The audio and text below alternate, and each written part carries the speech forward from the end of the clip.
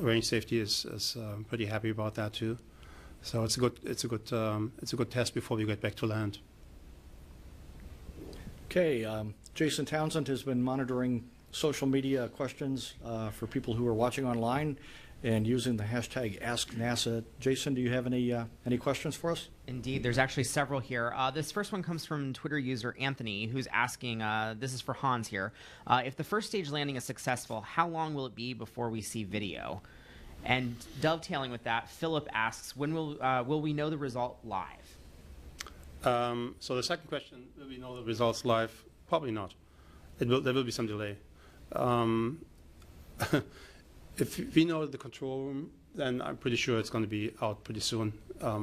Yeah, but we might not know it immediately. And in terms of video, I want to say, if it goes well, by the end of the day, maybe something like that.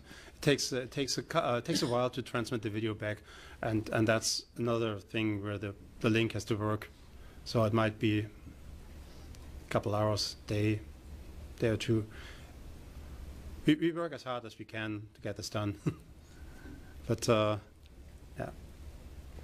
Wonderful. Next question here is from a Twitter user Douglas, who asks, would a single engine failure prevent the first stage recovery even if you could push Dragon onto orbit? It depends.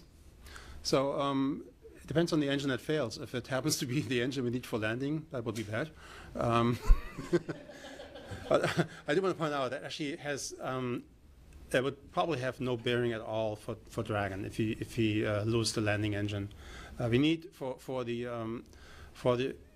stage landing sequence, we need three specific engines.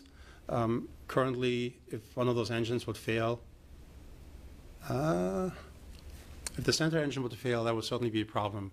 But I'm not sure about the other two. We might be able to pull this off anyways. The 50-50 would go down. This next question comes from a Twitter user Anthony, who asked, at what altitude and speed do you expect the grid fins to deploy?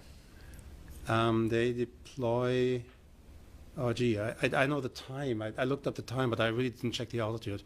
It's way out in the outside the atmosphere. So it's before we enter. Wonderful. Next question comes from John on Twitter, who asks, did the drone ship move to the landing zone on its own? Was there a crew on board the drone ship while it was moving to the landing zone? I don't think so. Well,